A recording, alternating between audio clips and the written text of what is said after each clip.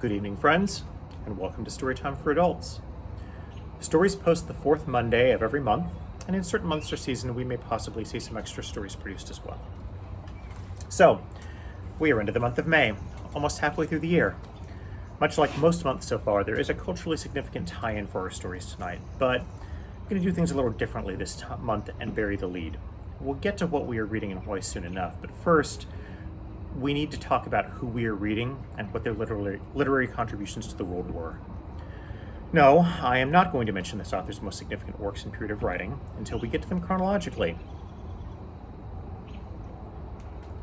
His life was so varied, the chapters so utterly wild, that comparisons to Odysseus from Homer's epic poem would not be unfounded, and any single one of them would have sufficed to make him an important writer. The phrase, but wait for it, my story gets better, applies here in spades. The great irony is at the end of the 19th century, tonight's author was one of America's best-known writers, and his works were as popular and well-known as Mark Twain, Edgar Allan Poe, and Robert Louis Stevenson. He was also in regular correspondence with such luminaries as W.B. Yeats and Bram Stoker, two Irishmen, incidentally. And yet now, to most Americans, his name is entirely unknown. And this is a true pity, for his works, especially his later ones, stand out starkly from most other writers of the late 19th century, especially in how he chose to approach his subjects. And he enjoys an utterly unique place in the world's literary canon. Okay, so, teased you all enough. Who could I possibly be talking about? Who are we reading? Well, tonight's author is a man by the name of Lafcadio Hearn. You ever heard of him? If so, I commend you, and you probably know why we are reading him tonight. But if, as I suspect is true for most of you, that name is not familiar, well, buckle up, because this one's a doozy. Patrick Lafcadio Hearn was born June 27, 1850, on the Greek island of Lafcada, to an Irish doctor named Charles Hearn, who was stationed on the island with the British Army, and a Greek mother named Rosa Casamatis. Lafcada, incidentally, is the island upon which the poet Sappho from last month's Storytime was said by Ovid to have committed suicide over unrequited love. So, right off the bat, Lafcadio Hearn had pretty interesting origins. Hearn's parents were married in 1849, several months after the birth of Hearn's older brother George, who would die just 2 months after Lafcadio was born. In 1852, while Charles Hearn was away with in the British West Indies, he arranged to have his wife and son moved to stay with his family in Dublin. His family, unfortunately, was less than pleased with the marriage, and Rosa and Lafcadio did not receive the warm reception that was undoubtedly hoped for. Eventually, both Rosa and Lafcadio would be taken in by Charles's Aunt Sarah, a widow who'd converted to Catholicism, and thus had more of a sympathy for Rosa's traditional Greek Orthodox Christian views. Lafcadio's father was largely away with the army, and by 1856, Rosa had abandoned him to return to Greece, leaving Lafcadio in his great-aunt Sarah's care. When Charles returned to Dublin to convalesce from war wounds, he petitioned to have his marriage to Rosa annulled, married his childhood sweetheart, and left for India with his new wife, making Aunt Sarah Lafcadio's permanent guardian. After 1857, when Lafcadio was just 7 years old, he would never see either his parents or his baby brother again. His great-aunt Sarah privately educated Hearn, eventually sending him away to a Catholic boarding school in France, and then St. Cuthbert's College in England. At 16, a schoolyard mishap would cause him to lose sight in his left eye for life. Then at 17, tragedy struck. Lafcadio's great-aunt Sarah Bernayne went bankrupt and could no longer pay either his tuition fees or financially support him. He was thus sent to London to live with Aunt Sarah's former maid. The former maid, however, had little money or time to help care for Hearn, and he became essentially homeless, spending time on the streets and in workhouses in and around London. In 1869, his aunt's former financial advisor, the one who had bankrupted her, and who was also a distant relative, Henry Hearn Molyneux, resolved to help Lafcadio one last time.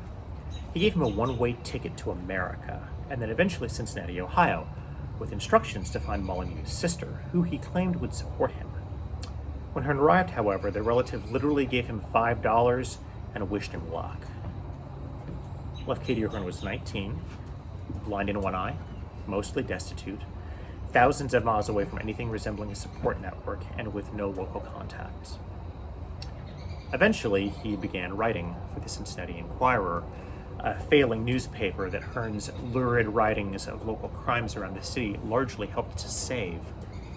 Hearn became a star local reporter, and then in 1874, he secretly married a woman named Alethea Foley. He married her secretly because Alethea was a former slave, and anti-miscegenation laws in Ohio forbade interracial marriage. In 1875, his marriage would become publicly known in segregated Cincinnati, and the Enquirer fired Hearn as a result. By 1877, Hearn and Foley had divorced, and in 1878, deciding he needed a change of scenery, Lafcadio relocated to the city of New Orleans. The rough decade that he spent in New Orleans produced many of the writings that initially made Lafcadio Hearn nationally famous, landing him writing gigs with Harper's Weekly and other big East Coast publishers. While in New Orleans, he wrote extensively on the local culture and social and ethnic groups in the city, including works on voodoo, the Creole language and cuisine, and local events and people. He even wrote a rather famous obituary for the infamous Marie Laveau, the voodoo queen of New Orleans. During this time, he also wrote his first novel, Chita, about Grand Isle. It's a novel well known in Louisiana and New Orleans for its depiction of the city in the 19th century, and it has never been out of print. Another interesting fact is that more books have been written about Lafcadio Hearn than any other former resident of New Orleans, with the exception of Louis Armstrong. Literally everyone has heard of him. In 1888, Harper's commissioned Hearn to write some articles and travelogues about the West Indies. And then, in 1890, they brought Hearn to the final stop in his personal odyssey around the world. Harper's had arranged a newspaper job for Hearn in Japan. Now, I know we're already getting a bit long here, but a digression is necessary. In 1890, Japan was 22 years into a period of their history called the Meiji Restoration. Now, the Tokugawa shogunate that preceded it is a period in Japanese history that had lasted from 1603 until 1868. Essentially, Tokugawa Ieyasu became the supreme military ruler of Japan, with the emperor under his control. The Tokugawa shogunate embarked on a project of extreme isolation. Foreigners were expelled and not allowed to set foot in Japan on pain of death, and Japanese citizens were not allowed to leave. The one exception to this rule was a tiny amount of trade every year with mainland China, Korea, and eventually the Netherlands. This program of isolation was called Sekoku, and it was an attempt to preserve Japan and Japanese culture and insulate it from all foreign influences, essentially freezing Japanese society in amber. It was during this time that the already present caste system became famously rigid. This period of Sekoku lasted for exactly 250 years, for in 1853, Commodore Matthew Perry of the United States Navy steamed ships into Edo Harbor, pointed cannons at Edo Castle, and informed the shogunate that Japan was now open for trade with the United States. The opening of Japan led to the eventual collapse of the shogunate and the restoration of practical rule to the imperial family and Emperor Meiji, for which the Meiji Restoration is named. The Japanese realized how far behind the rest of the world they'd fallen technologically. During the Meiji Restoration, Japan rapidly industrialized, accomplishing in a handful of decades what had taken Europe and the Western powers more than a century to accomplish. But this rapid progress came with a huge cost. Much of traditional Japanese culture was completely abandoned, and in many cases banned. Japanese citizens started adopting Western clothing and hairstyles, the wearing and carrying of swords was banned, and the caste system was all but abolished. This, then, was the Japan that Lafcadio Hearn arrived in, one in which Japan was trying desperately to modernize and join the modern world, and not lose its soul at the same time. Shortly after arriving in Japan, the newspaper job was gone. Now, one might expect this would have spelled the end of Lafcadio Hearn's Japanese sojourn. It did not, however.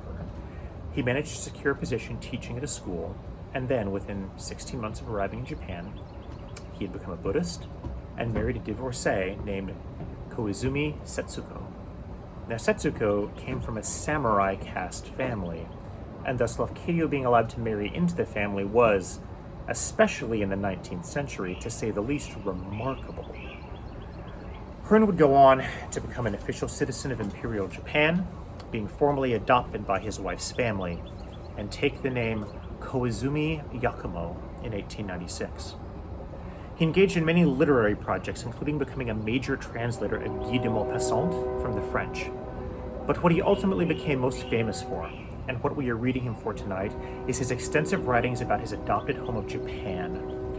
Hearn had always had a fascination with folklore and ghost stories, telling Irish folktales to his children's bedtime stories.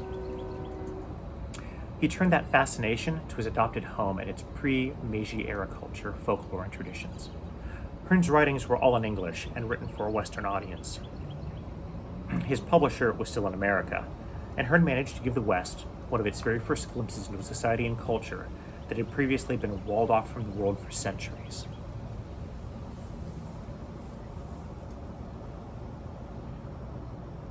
Hearn's collecting of folk tales itself was also eclectic in its approach. He would talk to anyone, but especially rural people, the elderly, and those in traditional occupations like priests, gathering as many stories and folk tales as he possibly could.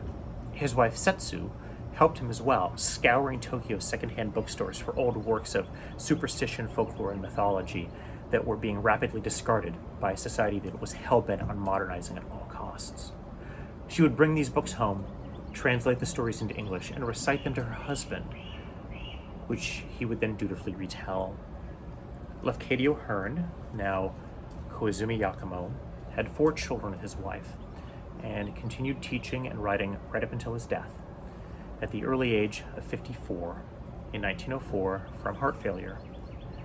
Some 20 years after his death, however, his works were for the very first time translated into Japanese, and their response was amazing and electrifying.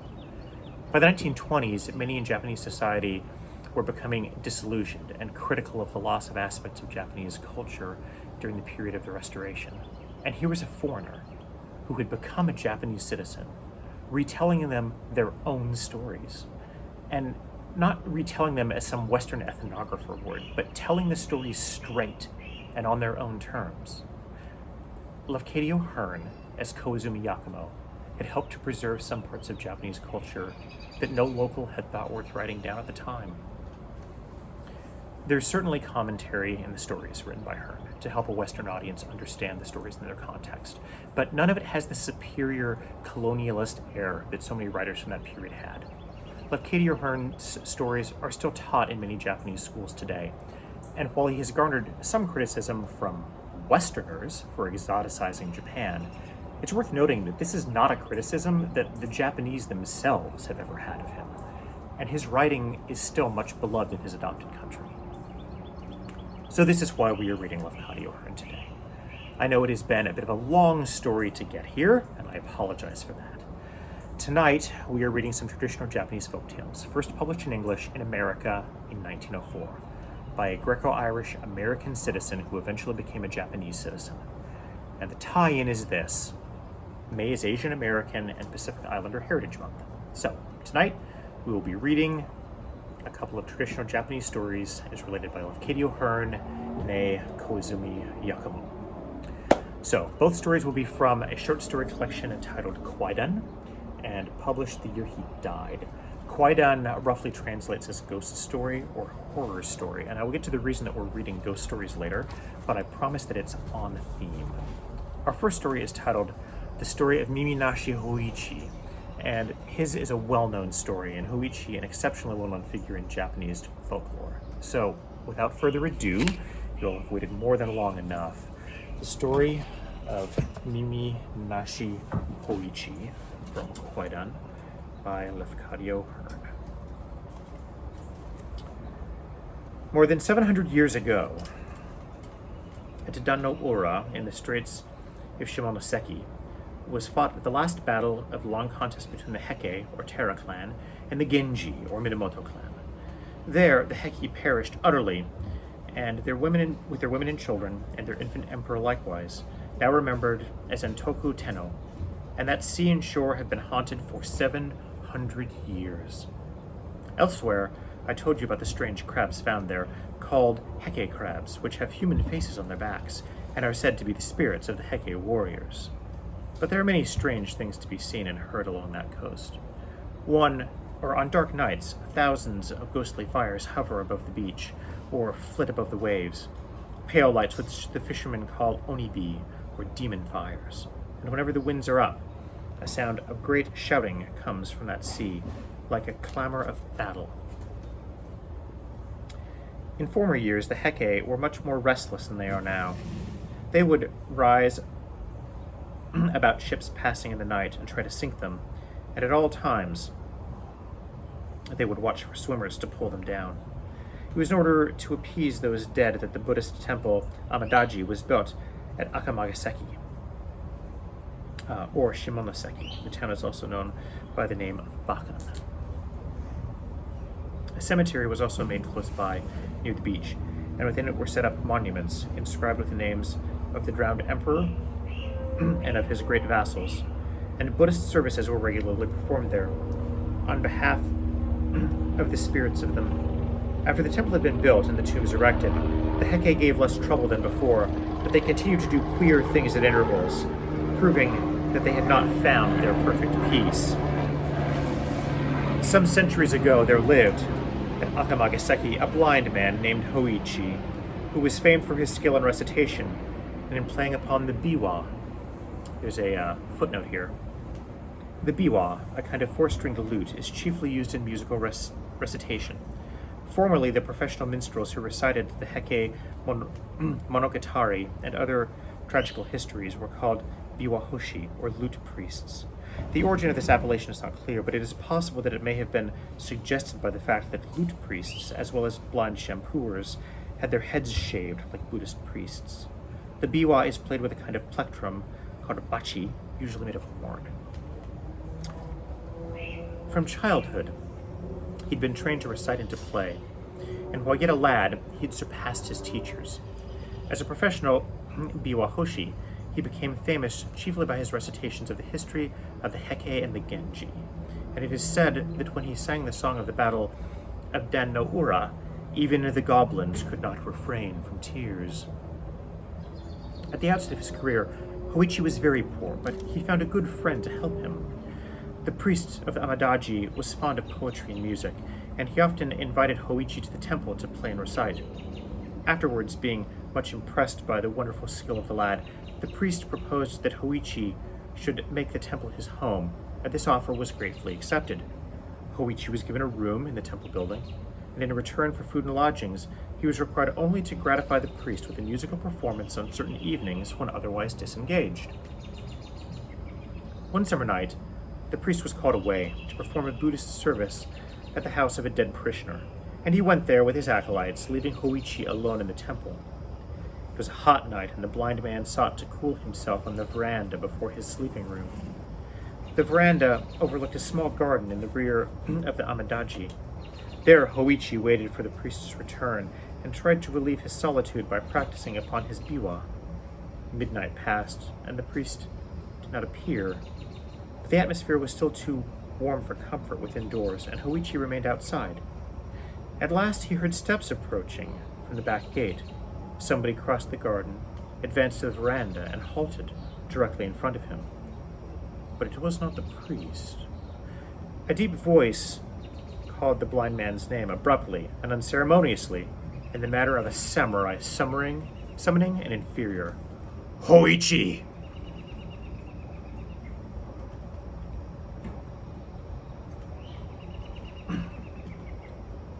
Hi, answered the blind man, frightened by the menace in the voice. I am blind. I cannot know who calls. There is nothing to fear, the stranger exclaimed, speaking more gently. I'm stopping near this temple, and have been sent to you with a message. My present lord, a person of exceedingly high rank, is now staying in Akamagaseki, and with many noble attendants. He wishes to view the scene of the Battle of Dan no Ura, and today he visited that place. Having heard of your skill in reciting the story of the battle, he now desires to hear your performance. So you will take your biwa and come with me at once to the house where the august assembly is waiting." In those times, the order of a samurai was not to be lightly disobeyed. Hoichi donned his sandals, took his biwa, and went away with a stranger who guided him deftly but obliged him to walk very fast. The hand that guided was iron, and the clank of the warrior's stride proved him fully armed. Probably some palace guard on duty, Hoichi's first alarm was over. He began to imagine himself in good luck, for remembering the retainer's assurance about a person of exceeding high rank, he thought that the lord who wished to hear the recitation could not be less than a daimyo of the first class. Presently, the samurai halted, and Hoichi became aware that they had arrived at a large gateway. And he wondered, for he could not remember any large gate in that part of the town, except the main gate of the Amidaji. "Kaimon!" the samurai called. There's a footnote here. Kaimon, a respectful term signifying the opening of a gate. It was used by samurai when calling to the guards on duty at a lord's gate for admission. So, "Kaimon!" the samurai called, and there was a sound of unbarring, and the twain passed on. They traversed a space of garden and halted again before some entrance, and the retainer cried in a loud voice, "Within there! I have brought Hoichi!" Then came sounds of feet hurrying, and screens sliding, and rain doors opening, and voices of women in converse. By the language of the women, Hoichi knew them to be domestics in some noble household, but he could not imagine to what place he had been conducted. Little time had allowed him for conjecture. After he'd been helped to mount several stone steps, upon the last of which he was told to leave his sandals, a woman's hand guided him along interminable reaches of polished planking and round pillared angles, too many to remember, and over widths amazing of matted floor, into the middle of some vast apartment. There, he thought that many great people were assembled. The sound of the rustling of silk was like the sound of leaves in a forest. He heard also a great humming of voices, talking in undertones, and the speech was the speech of courts. Hoichi was told to put himself at ease, and he found a kneeling cushion ready for him. After having taken his place upon it, he tuned his instrument. The voice of a woman, whom he divined to be the rojo, or matron in charge of the female service, addressed him, saying, "It is now required that the history of the Heke be recited to the accompaniment of the biwa." Now, the entire recital would have required a time of many, many nights. Therefore, Hoichi ventured a question. As the whole of the story is not soon told, what portion is it augustly desired that I now recite? The woman's voice made answer. "Recite the story of the Battle of Dan no Ura, for the pity of it is the most deep." Then Hoichi lifted up his voice and chanted the chant of the fight on the bitter sea, wonderfully making his biwa to sound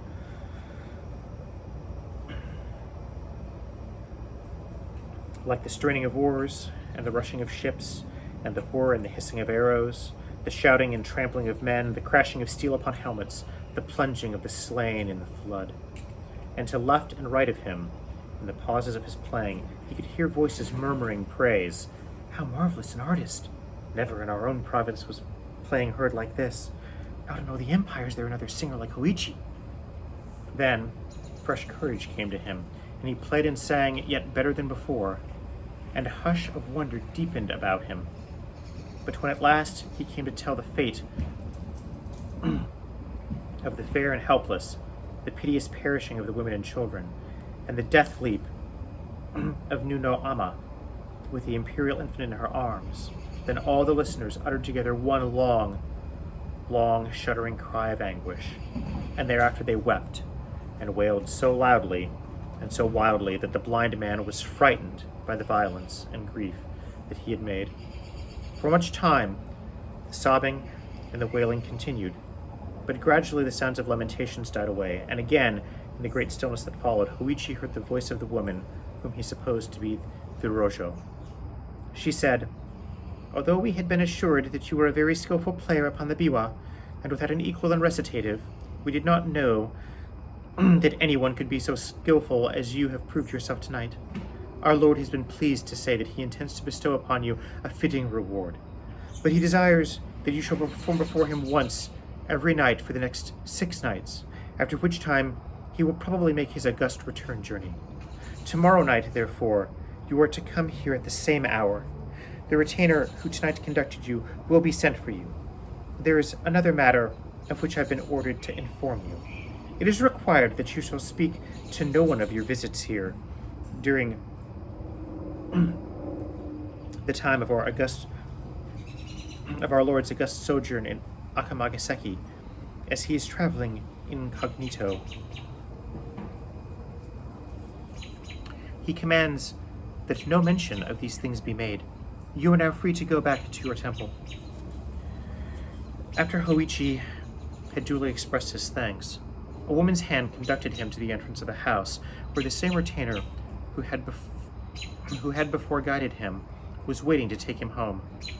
The retainer led him to the veranda at the rear of the temple, and there bade him farewell. It was almost dawn when Hoichi returned, but his absence from the temple had not been observed, as the priest, coming back at a very late hour, had supposed him asleep. During the day, Hoichi was able to take some rest, and he said nothing about his strange adventure. In the middle of the following night, the samurai again came for him and led him to the august assembly, where he gave another recitation of the same success that his previous attended performance. But during this second visit, his absence from the temple was accidentally discovered, and after his return in the morning, he was summoned to the presence of the priest, who said to him in a tone of kindly reproach, "We've been very anxious about you, friend Hoichi. To go out, blind and alone, at so late an hour, is dangerous. Why did you go without telling us? I could have ordered a servant to accompany you. And where have you been?" Hoichi answered evasively, "Pardon me, kind friend. I had to attend to some private business, and I could not arrange the matter at any other hour."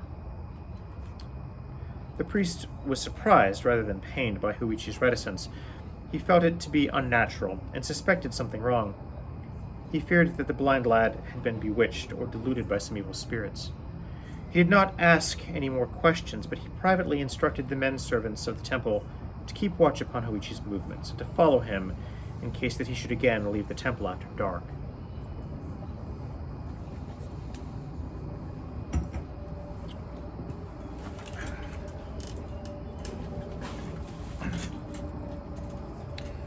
On the very next night, Hoichi was seen to leave the temple, and the servants immediately lighted their lanterns and followed after him. But it was a rainy night and very dark, and before the temple folks could get to the roadway, Hoichi had disappeared. Evidently, he had walked very fast, a strange thing considering his blindness, for the road was in bad condition. The men hurried through the streets, making inquiries at every house which Hoichi was accustomed to visit, but nobody could give them any news of him. At last, as they were returning to the temple by way of the shore, they were startled by the sound of a biwa, furiously played in the cemetery of the Amadaji, except for some ghostly fires, such as usually flitted there on dark nights.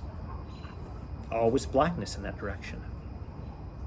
But the men at once hastened to the cemetery, and there, by the help of their lanterns, they discovered Hoichi, sitting alone in the rain before the memorial tomb of Antoku Tenno, making his biwa resound and loudly chanting the chant of the battle of Dan no Ura. And behind him and about him and everywhere above the tombs, the fires of the dead were burning like candles. Never before had so great a host of onibi appeared at the sight of a mortal man. "Hoichi-san! Hoichi-san!" the servants cried. "You are bewitched! Hoichi-san!" But the blind man did not seem to hear them. Strenuously he made his biwa to rattle and ring and clang. More and more wildly he chanted the chant of the battle of Dan no Ura. They caught hold of him. They shouted into his ear, "Hoichi-san! Hoichi-san! Come home with us at once!" Reprovingly he spoke to them. "To interrupt me in such a manner, before this august assembly, will not be tolerated." Whereat, in spite of the weirdness of the thing, the servants could not help laughing, Sure that he'd been bewitched, they now seized him and pulled him immediately up to his feet, and by main force hurried him back to the temple, where he was immediately relieved of his wet clothes by order of the priest. Then, the priest insisted upon a full explanation of his friend's astonishing behavior. The priest said, "Hoichi, my poor friend, you are now in great danger. How unfortunate that you did not tell me all this before. Your wonderful skill in music has indeed brought you into strange trouble. By this time you must be aware that you have not been visiting any house whatsoever, but have been passing your nights in the cemetery among the tombs of the Heke. And it was before the memorial tomb of Antoku Tenno that our people tonight found you, sitting in the rain. All that you have been imagining was illusion, except for the calling of the dead. By once obeying them, you have put yourself in their power. If you obey them again, after what has already occurred, they will tear you to pieces. But they would have destroyed you sooner or later in any event. Now I shall not be able to remain with you tonight. I'm called away to perform another service, but before I go, it will be necessary to protect your body by writing holy texts upon it." Before sundown, the priest and his acolyte stripped Hoichi. Then, with their writing brushes, they traced upon his breast and back, head and face and neck, limbs and hands and feet, even upon the soles of his feet, and upon all parts of his body, the text of the Holy Sutra called Hanya Shin Kyo. There's a footnote here. The smaller Prajna Paramita Harada Sutra is thus called in Japanese. Both the smaller and larger sutras, called Prajna Paramita, Transcendent Wisdom, have been translated by the late Professor Max Mueller and can be found in Volume 6 of the Sacred Books of the East, Buddhist Mahayana Sutras. Apropos of the magical use of the text as described in this story, it's worth remarking that the subject of the sutra is the doctrine of the emptiness of forms, that is to say, of the unreal character of all phenomena or noumena. Form is emptiness, and emptiness is form. Emptiness is not different from form. Form is not different from emptiness. What is form? That is emptiness. What is emptiness? That is form. Perception, name, concept, and knowledge are also emptiness. There is no eye, ear, nose, tongue, body, and mind. But when the envelope of consciousness has been annihilated, then he, the seeker, becomes free from all fear and beyond the reach of change, enjoying final nirvana. That's our footnote explaining the text that was written on Hoichi's body. When this had been done, the priest instructed Hoichi, saying, "Tonight, as soon as I go away, you must seat yourself on the veranda and wait. You will be called, but whatever may happen, do not answer and do not move. Say nothing and sit still, as if meditating. If you stir or make any noise, you will be torn asunder. Do not become frightened, and do not think of calling for help, because no help could possibly save you. If you do exactly as I tell you, the danger will pass, and you will have nothing more to fear." After dark, the priest and the acolyte went away, and Hoichi seated himself on the veranda. According to the instructions given him, he laid his biwa on the planking beside him and assumed the attitude of meditation, remaining quite still, taking care not to cough or to breathe audibly. For hours he stayed thus. Then from the roadway, he heard the steps coming. They passed the gate, crossed the garden, approached the veranda, stopped directly in front of him. "Hoichi!" the deep voice called. The blind man held his breath, sat motionless. "Hoichi!" Grimly called the voice a second time. Then a third, savagely, "Hoichi!" Hoichi remained as still as a stone, and the voice grumbled, "No answer. That won't do. Must see where the fellow is." There was a noise of heavy feet mounting upon the veranda. The feet approached deliberately, halted beside him. Then for long minutes, during which Hoichi felt his whole body shake to the beating of his heart, there was dead silence. At last the gruff voice muttered close to him, "Here's the biwa, but of the biwa player, I see only 2 ears. So that explains why he did not answer. He had no mouth to answer with. There's nothing left of him but his ears. Now to my lord, those ears I will take, in proof that the august commands have been obeyed, so far as was possible." At that instant, Hoichi felt his ears gripped by fingers of iron and torn off. Great as the pain was, he gave no cry. The heavy footfalls receded along the veranda, descended into the garden, passed out to the roadway, and ceased. From either side of his head, the blind man felt a thick, warm trickling, but he dared not lift his hands.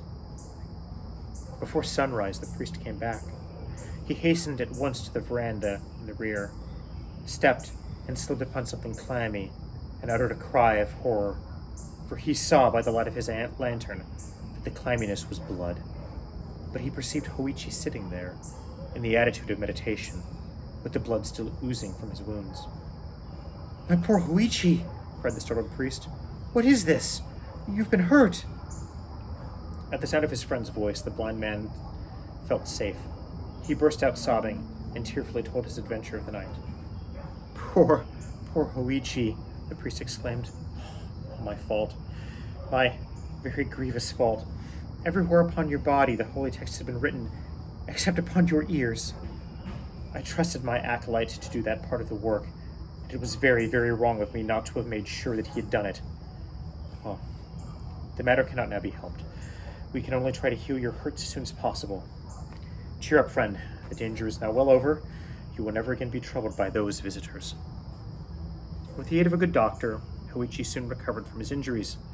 The story of his strange adventure spread far and wide and soon made him famous. Many noble persons went to Akamagaseki to hear him recite, and large presents of money were given to him, so that he became a very wealthy man. But from that time on, or from the time of his adventures, he was known only by the appellation Mimi Nashi Hoichi. Hoichi the Earless. So, I did tell all of you that I would explain a little bit why ghost stories were actually on kind of theme this week and why they're so significant here. After all, it is not October. And that's true. However, in Japanese culture and several other Asian cultures, there is a celebration. They have a celebration. Usually, depending upon which region of Japan you're in, it's either in early July on to maybe early September, called Obon. And it's not really like Halloween.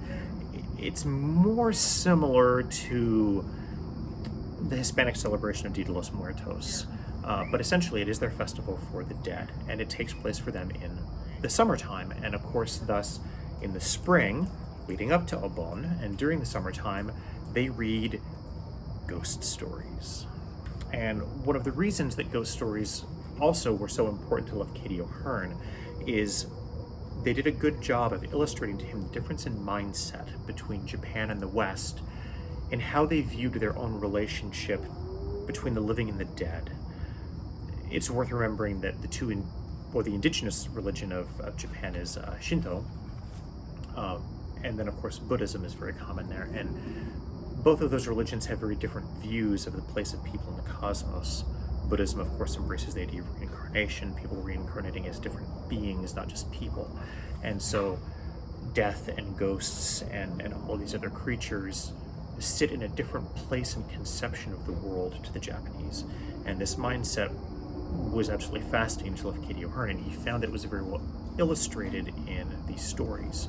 So to him, one of the easiest ways to make the Japanese mindset knowable to Westerners was to simply tell them stories and give little explanations of what certain things meant here and there. So, we're going to try one more. We're going to go a little bit long tonight because last week was poetry, and you guys had a pretty long intro for me that you had to put up with, so I figure I had to give you some long stories. So, we're going to read one more from Kwaidan. This one is called Rokurokube. Nearly 500 years ago, there was a samurai named Isogai Hidazamon Taketsura in the service of Lord Kikuji of Kyushu.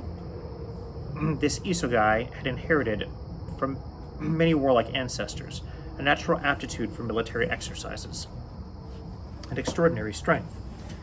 While yet a boy, he had surpassed his teachers in the art of swordsmanship, in archery, and in the use of the spear, and had displayed all the capacities of a daring and skillful soldier. Afterwards, in the time of the Ikkyo War, he so distinguished himself that high honors were bestowed upon him.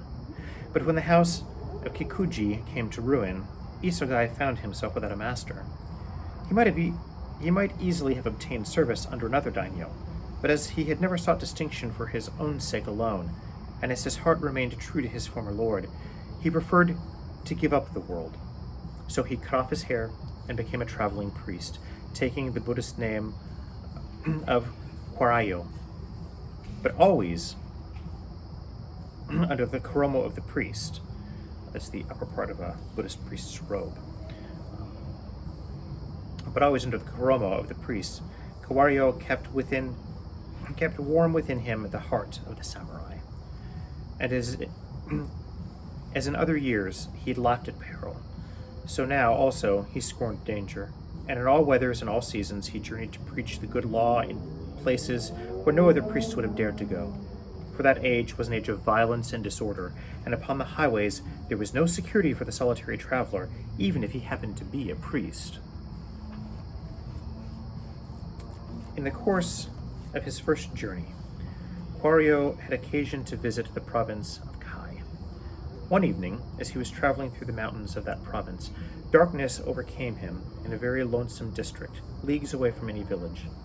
So he resigned himself to pass the night under the stars, and having found a suitable grassy spot by the roadside, he lay down there and prepared to sleep. He had always welcomed discomfort, and even a bare rock was for him a good bed, when nothing better could be found, and the root of a pine tree an excellent pillow. His body was iron, and he never troubled himself about dews or rain or frost or snow. Scarcely had he lain down when a man came along the road, carrying an axe and a great bundle of chopped wood. This woodcutter halted on seeing Kwarayo laying down, and after a moment of silent observation, said to him in a tone of great surprise, "What kind of a man can you be, good sir, that you dare to lie down alone in such a place as this? There are haunters about here, many of them. Are you not afraid of hairy things?" "My friend," cheerfully answered Kwarayo, "I am only a wandering priest, a cloud and water guest, as folks call it. Unsui no Ryokaku, and I am not in the least afraid of hairy things. If you mean goblin foxes or goblin badgers or any creature of that kind. As for lonely places, I like them. They are suitable for meditation. I am accustomed to sleeping in the open air, and I have learned never to be anxious about my life." "You must be indeed a brave man, Sir Priest," the peasant responded. "To be down here, this place has a bad name, a very bad name, but as the proverb has it, Kunshi Ayaki no Chikayorazu, the superior man does not restlessly expose himself to peril. And I must assure you, sir, that it is very dangerous to sleep here. Therefore, although my house is only wretched thatched hut, let me beg of you to come home with me at once. In the way of food, I have nothing to offer you, but there is a roof at least, and you can sleep under it without risk." He spoke earnestly, and Kwarayo, liking the kindly tone of the man, accepted this modest offer. The woodcutter guided him with a narrow path leading up from the main road through mountain forest. It was a rough and dangerous path, sometimes skirting precipices, sometimes offering nothing but a network of slippery roots for the foot to rest upon, sometimes winding over and between masses of jagged rock, but at last Kwarayo found himself upon a cleared space at the top of a hill with a full moon shining overhead, and he saw before him a small thatched cottage, cheerfully lighted from within. The woodcutter led him to a shed at the back of the house, whither water had been conducted through bamboo pipes from some neighboring stream, and the two men washed their feet. Beyond the shed was a vegetable garden and a grove of cedars and bamboos, and beyond the trees appeared the glimmer of a cascade pouring from some loftier height, and swaying in the moonshine like a long white robe. As Quario entered the cottage with his guide, he perceived 4 persons, men and women, warming their hands at a little fire kindled in the row of the principal apartments. There's a footnote. Row, a sort of little fireplace contrived in the floor of a room, is thus described. The row is usually a square, shallow cavity lined with metal and half filled with ashes in which charcoal was lighted. They bowed low to the priest and greeted him in the most respectful manner. Quario wondered that persons so poor and dwelling in such solitude should be aware of the polite forms of greeting. These are good people, he thought to himself, and they must have been taught by someone well acquainted with the rules of propriety. Then, turning to his host, the Aruji, or housemaster as the others called him, Quario said, "From the kindness of your speech, and from the very polite welcome given me by your household, I imagine that you have not always been a woodcutter. Perhaps you formerly belonged to one of the upper classes." Smiling, the woodcutter answered, "Sir, you are not mistaken. Though now living as you find me, I was once a person of some distinction. My story is the story of a ruined life, ruined by my own fault. I used to be in the service of a daimyo, and my rank in that service was not inconsiderable. But I loved women and wine too much, and under the influence of passion I acted wickedly. My selfishness brought about the ruin of our house and caused the death of many persons. Retribution followed me, and I long remained a fugitive in the land. Now I often pray that I may be able to make some atonement for the evil which I did, and to re-establish the ancestral home, but I fear that I shall never find any way of doing so. Nevertheless, I try to overcome the karma of my errors by sincere repentance, and by helping as far as I can those who are unfortunate." Quario was pleased by this announcement of good resolve, and he said to the Aruji, "My friend, I've had occasion to observe that man, prone to folly in their youth, may in after years become very earnest in right living. In the Holy Sutras it is written that the strongest in wrongdoing can become, by power of good resolve, the strongest in right doing. I do not doubt that you have a good heart, and I hope better fortune will come to you. Tonight I shall recite the sutras for your sake, and pray that you may obtain the force to overcome the karma of any past errors." With these assurances, Quario bade the Aruji good night, and his host showed him to a very small side room where a bed had been made ready. Then all went to sleep except the priest, who began to read the sutras by the light of a paper lantern. Until a late hour he continued to read and pray. Then he opened a little window in his little sleeping room to take a last look at the landscape before lying down. The night was beautiful. There were no clouds in the sky. There was no wind, and the strong moonlight threw down sharp black shadows of foliage and glittered on the dews of the garden. Shrilling of crickets and bell insects made a musical tumult, and the sound of the neighboring cascade deepened with the night. Quario felt thirsty as he listened to the noise of the water, and remembering the bamboo aqueduct at the rear of the house, he thought he could go there and get a drink without disturbing the sleeping household. Very gently, he pushed apart the sliding screens that separated the rooms from the main apartment, and he saw, by the light of the lantern, 5 recumbent bodies, without heads.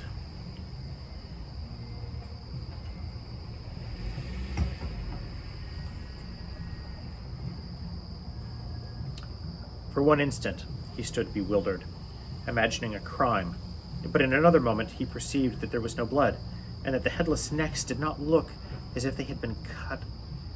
Then he thought to himself, perhaps this is an illusion made by goblins, or I've been lured into the dwelling of the Rokurokube. In the book Shoshinki, it is written that if one finds the body of a Rokurokube without its head, and remove the body to another place, the head will never be able to join itself again to the neck. And the book further says that when the head comes back and finds that its body has been moved, it will strike itself upon the floor 3 times, bouncing like a ball, and will pant as if in great fear, and presently die.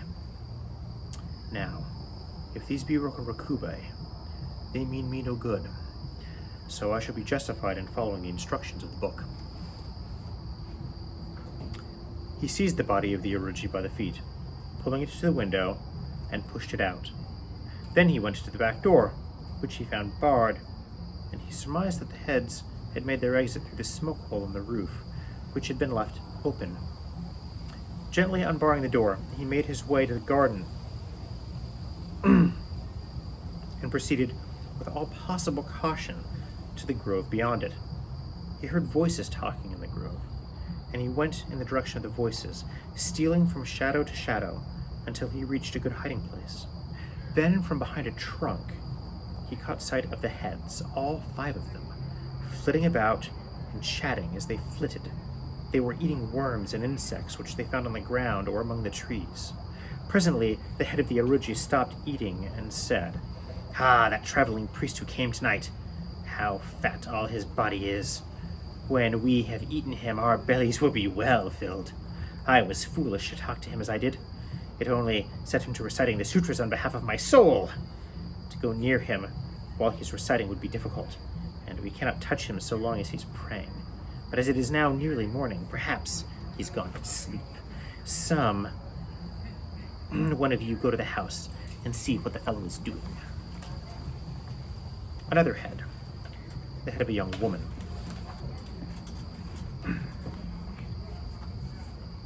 Another head, the head of a young woman, immediately rose up and flitted to the house, lightly as a bat.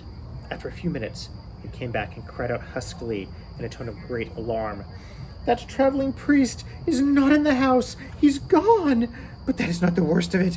He has taken the body of our Uruji, and I do not know where he has put it." At this announcement, the head of the Uruji, distinctly visible in the moonlight, assumed a frightful aspect. Its eyes opened monstrously, and its hair stood up bristling, and its teeth gnashed. Then a cry burst from its lips, and weeping, tears of rage, it exclaimed, "Since my body has been moved, to rejoin it is not possible. Then I must die.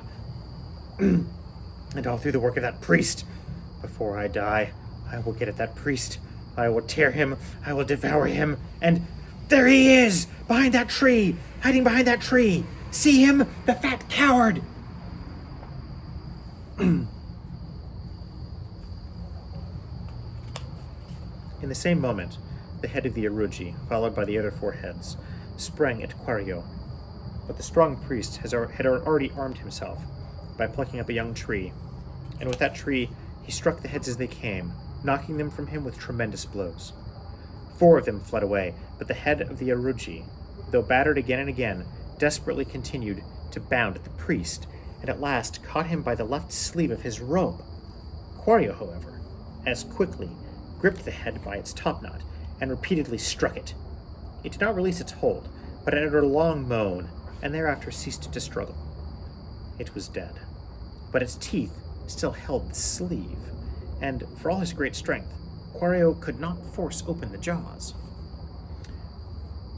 With the head still hanging to his sleeve, he went back to the house, and there caught sight of the other 4 Rokurokube squatting together, with their bruised and bleeding heads reunited to their bodies. But when they perceived him at the back door, all screamed, "The priest! The priest!" and fled through the other doorway out into the woods. Eastward the sky was brightening, and day was about to dawn, and Quario knew that the power of the goblins was limited to the hours of darkness. He looked at the head clinging to his sleeve, its face all fouled with blood and foam and clay, and he laughed aloud as he thought to himself, "What a miyage!" There's a footnote here. A present made to friends, or to the household on returning from a journey, is thus called. Ordinarily, of course, miyage consists of something produced in the locality to which the journey has been made. This is the point of Quario's jest. What a miyage! The head of a goblin! After which he gathered together his few belongings and leisurely descended the mountain to continue his journey. Right on he journeyed until he came to Suwa no Shinano, and into the main street of Suwa he solemnly strode, with a head dangling at his elbow. Then women fainted, and children screamed and ran away, and there was a great crowding and clamoring until the Torite, as the police in those days were called, seized the priest and took him to jail, for they supposed the head to be the head of a murdered man who, in the moment of being killed, had cut the murderer's sleeve in his teeth. As the Quario, he only smiled and said nothing when they questioned him. So after having passed a night in prison, he was brought before the magistrates of the district. Then he was ordered to explain how he, a priest, had been found with the head of a man fastened to his sleeve, and why he had dared thus shamelessly to parade his crime in the sight of people. Quario laughed long and loudly at these questions, and then he said, "Sirs, I did not fasten the head to my sleeve. It fastened itself there, much against my will. And I have not committed any crime, for this is not the head of a man. It is the head of a goblin. And if I caused the death of a goblin, I did not do so by any shedding of blood, but simply by taking the precautions necessary to assure my own safety." And he proceeded to relate the whole of his adventure, bursting into another hearty laugh as he told of his encounter with the 5 heads. But the magistrates did not laugh. They judged him to be a hardened criminal, and his story an insult to their intelligence. Thereafter, without further questioning, they decided to order his immediate execution. All of them except one, a very old man. This aged officer had made no remark during the trial, but after having heard the opinions of his colleagues, he rose up and said, "Let us first examine the head carefully. For this, I think, has not yet been done. If the priest has spoken true, the head itself should bear witness for him. Bring the head here."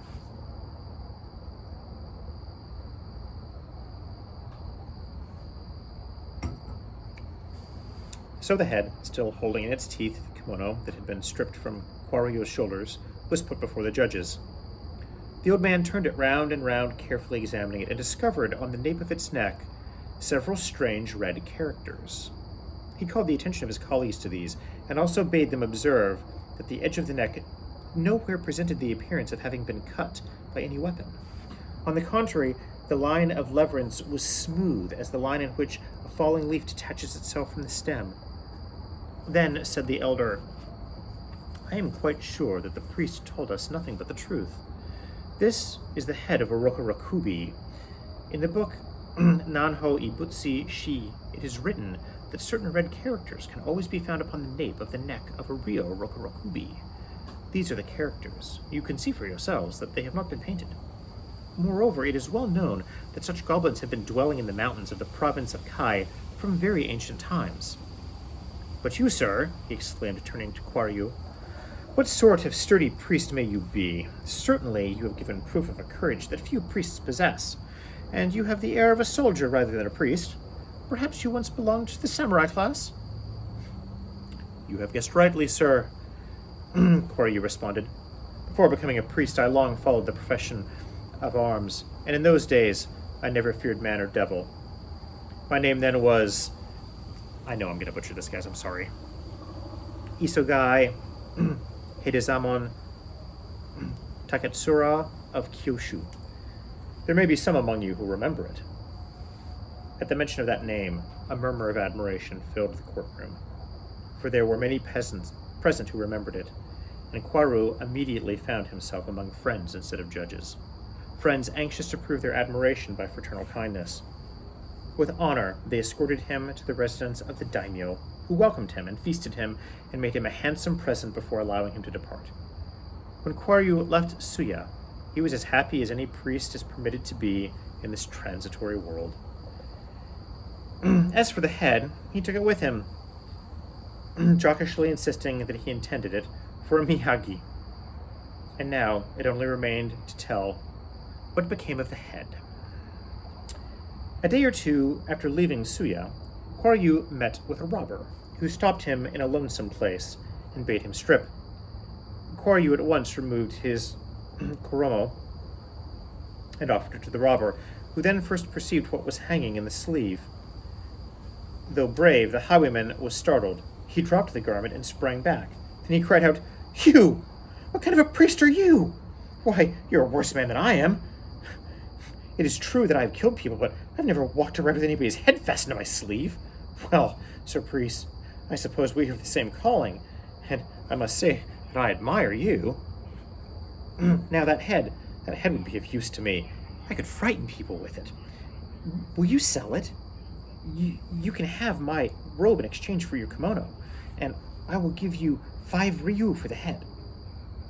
Kwaru answered, I shall let you have the head and the robe if you insist, but I must tell you that this is not the head of a man. It is a goblin's head.